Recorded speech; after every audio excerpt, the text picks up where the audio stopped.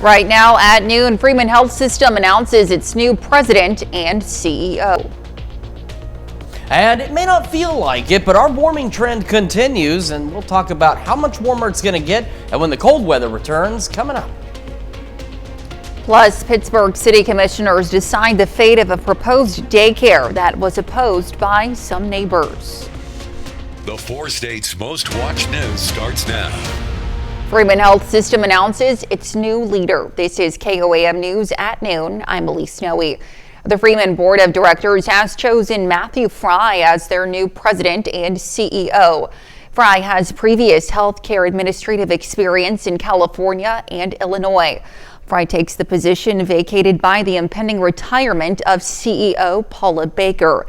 The health system had originally tapped Tom Keller for the job, but he backed out. Fry's first day on the job is slated for April 1st.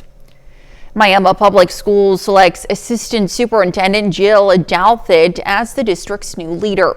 The Miami Board of Education made the announcement Monday night, praising Douthit for her 6 years of dedication to the district.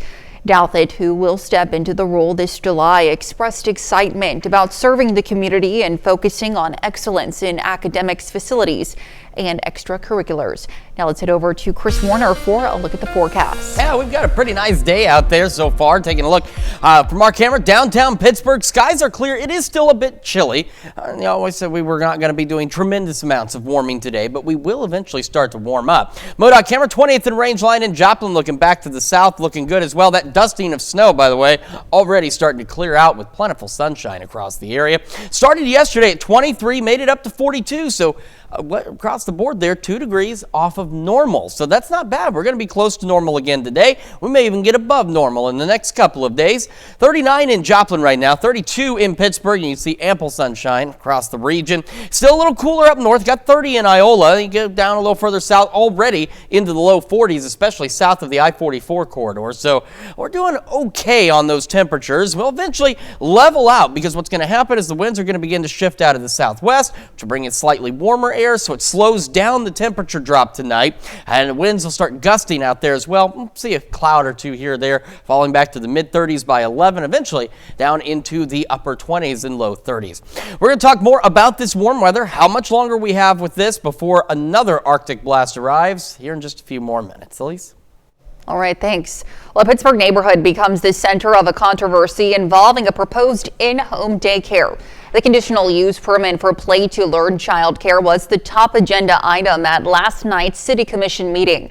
Neighbors created a petition against the permit, citing concerns involving increased traffic, the daycare's hours, and the family's dog. But in the end, every commissioner voted in favor of granting the license. KOAM Samantha Walker breaks down why the potential permit created such a buzz.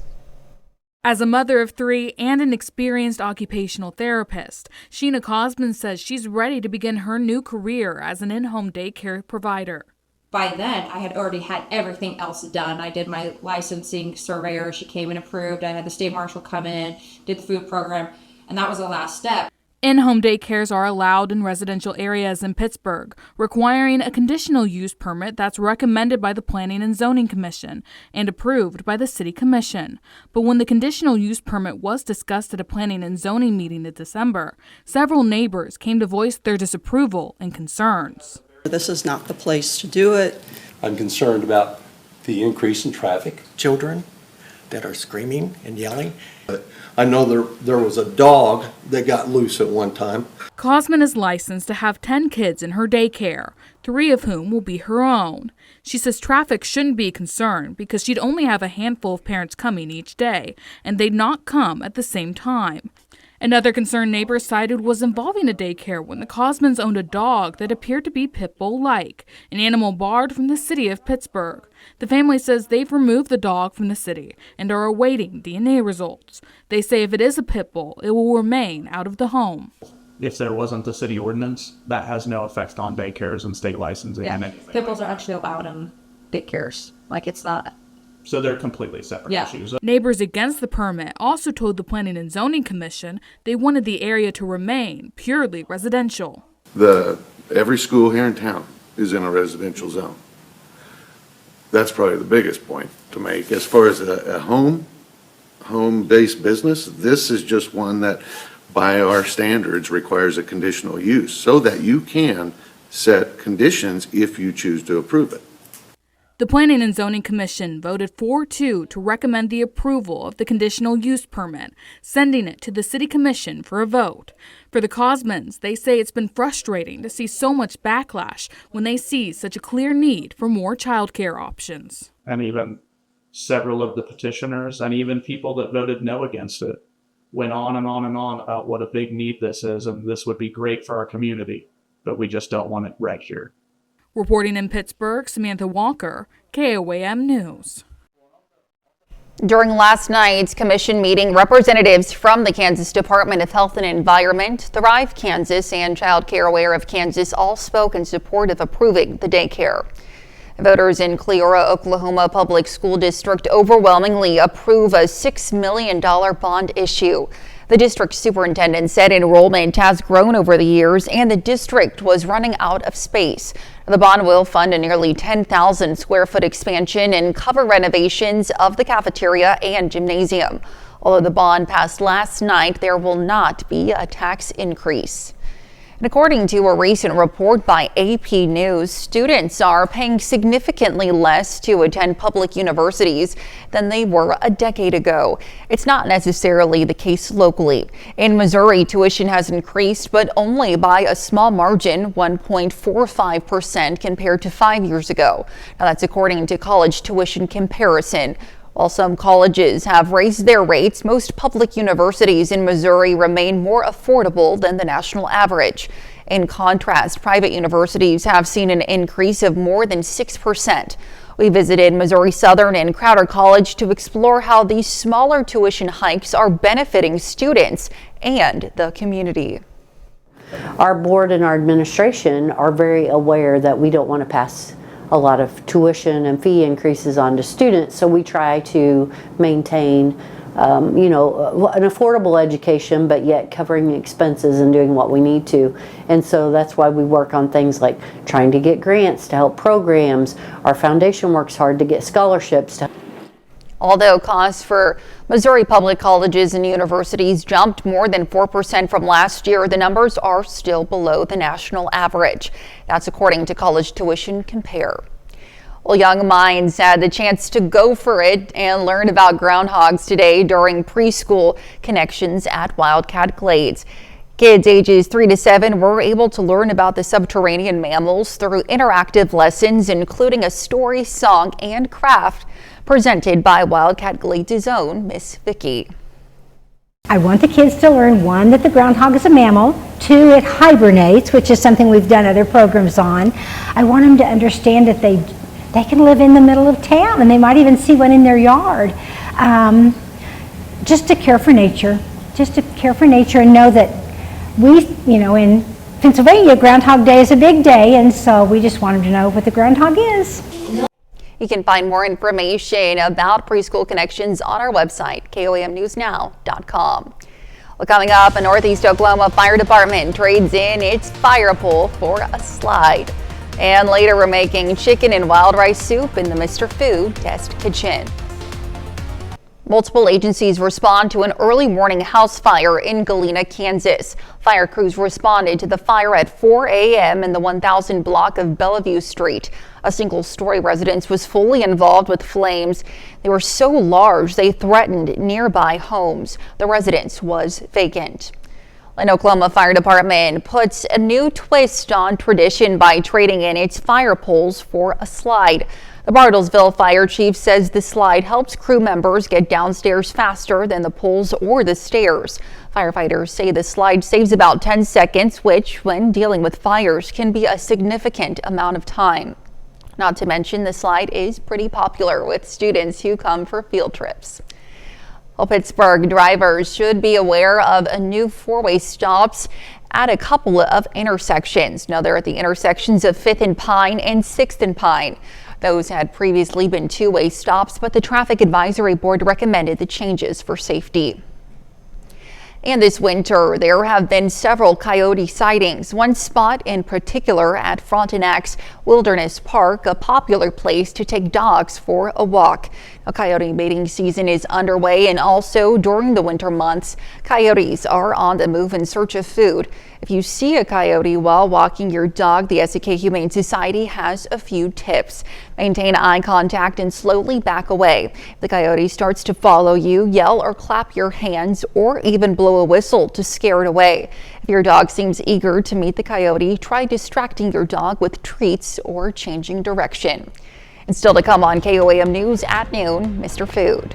Some say chicken soup cures whatever ails you, and it just might. Everything from the sniffles to a hungry belly.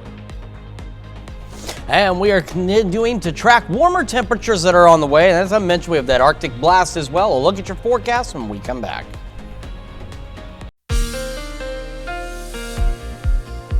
Welcome back to the KOAM News at noon. So it is still a bit chilly for a number of us out there, but it is going to gradually warm up, and it will continue to do so over the next couple of days. And then we've got that Arctic air mass to talk about. Let's start though with a look outside from our camera in downtown Pittsburgh. You can see the skies are clear, roads are clear, the snow continues to melt out there. It looks pretty nice, but again, it is still a bit on the cold side. We've got temperatures still in the 30s in the northern half of our area, low 40s already south of I-44. Now as we head further into the afternoon, we'll see a few more low 40s kind of south of the Highway 54 corridor. We get that west breeze out there and clear skies. Not doing too bad for today. Again, we're getting a little closer to normal for many of us. We're expecting a lot more of those low 40-degree readings today than what we saw yesterday. And it's going to be even warmer as we head into our Thursday. Overnight tonight, though, winds begin to shift out of the southwest for a little while, and they'll pick up. They'll be a little gusty. That's what will slow down our temperature drop tonight. Now, we're still going to fall back into the 20s and 30s, but it slows it down. We don't plummet. We don't get as cold as we were this morning. We're going to be about 10 to 12 degrees warmer tomorrow morning than we were when we started the day today. As we go through our Thursday, we'll have a few clouds tonight, few clouds into our Thursday. Temperatures, though, by noon, 24 hours from now, take a look. Already low 40s across the entire region, at least upper 40s in the southern half of the area, and even some 50-degree readings a little further south out there. Again, few clouds continue throughout the day, Thursday and into Thursday night. Not looking bad. Then late Thursday evening and overnight, winds are going to shift out of the south. And as we head toward Friday morning, those winds are going to increase out of the south. So that, again, slows down the temperature drop. So by Friday morning, we're starting slightly warmer. Now we're starting into the low, mid, and even upper 30s in some cases.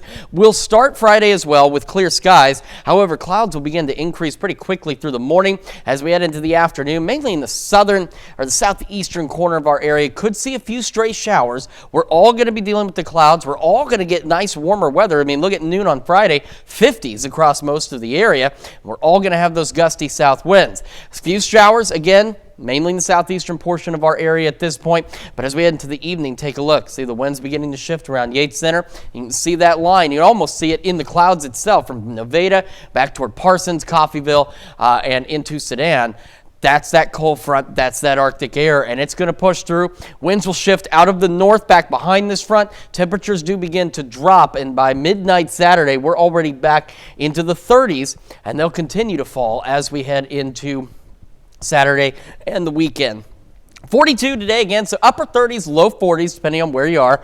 West breeze around 5 to 10 miles an hour. Clear skies. A few clouds overnight tonight, back down into the upper 20s and low 30s. Southwest breeze again, gusting occasionally up to 20 miles an hour. Just a few clouds for our Thursday. A little warmer again, upper 40s for most of us, but some low 50s possible. West winds at 5 to 10 miles an hour. And as we head down the road again, around the mid 50s for Friday, a couple of showers. 30s on Saturday, 20s Sunday, Monday, and Tuesday. We do have the possibility of a few snow showers on Monday. Keep an eye on that for you, but otherwise, the bitterly cold temperatures return, and we're going to be well below normal as we head into the weekend and next week. So the next couple of days, you got something outside you need to do?